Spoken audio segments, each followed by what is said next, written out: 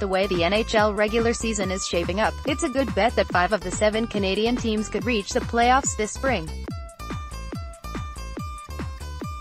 That's the kind of playoff CanCon that Rogers was hoping for when it signed a massive $5.2 billion, 12-year deal to land the league's broadcasting rights in 2013, a move that gave Sportsnet an immediate edge in its long-running rivalry with TSN.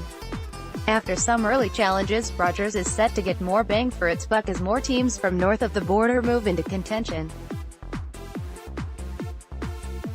Story continues below advertisement. Rogers gambled that Canadian teams would be coming back, said sports marketing expert Richard Powers, an associate professor at the University of Toronto's Rodman School of Management.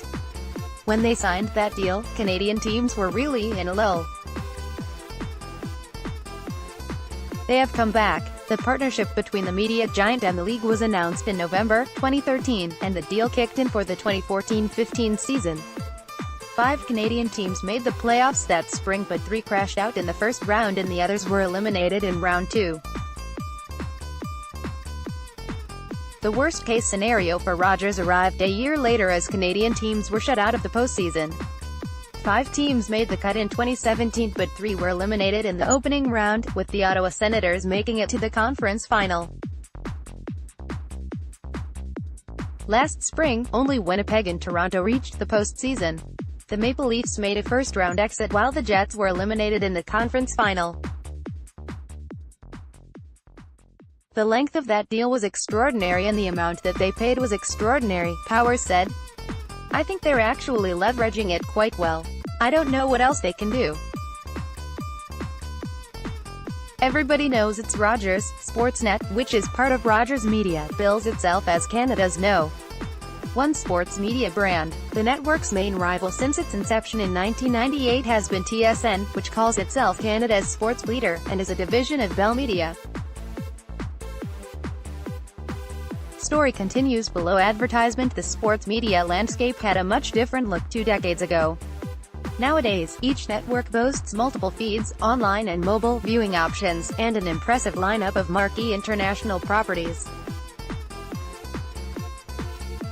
In addition to hockey, some of Sportsnet's domestic offerings include the Toronto Blue Jays, the majority of MLB. The Blue Jays are owned by Rogers, the Grand Slam of curling and the Canadian Hockey League. TSN's lineup includes some regional NHL games along with the Canadian Football League, World Junior Hockey Championship and the Season of Champions curling events. Think the rivalry is great for consumers and for viewers, Powers said. It keeps both teams, at each network, it keeps their eyes on the ball, so to speak, no pun intended. They are looking for ways to beat the competition. So I think the ultimate winners are the fans and the viewers. 2 of the more notable contracts, Sportsnet's MLB deal and TSN's deal with the CFL, run through 2021. One deal that is up in just over a year is TSN's contract with Curling Canada for the Season of Champions events. It will be worth watching to see if Sportsnet doubles down on a ratings winner like curling by trying to land the package, which includes the Tim Hortons Brayer, Scotty's Tournament of Hearts and World Championships. Sometimes you acquire rights just to sort of put a stake in the ground in terms of the bigger picture, said Vancouver-based marketing communications executive Tom Mayanek.